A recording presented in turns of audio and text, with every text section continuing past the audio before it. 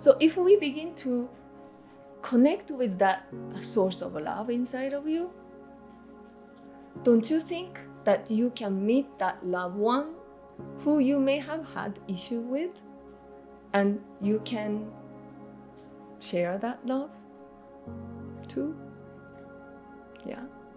Also, there's that love that awakens to this love, which is the one I mentioned, that is a cosmic love, or the energy of the universe, which you all came from.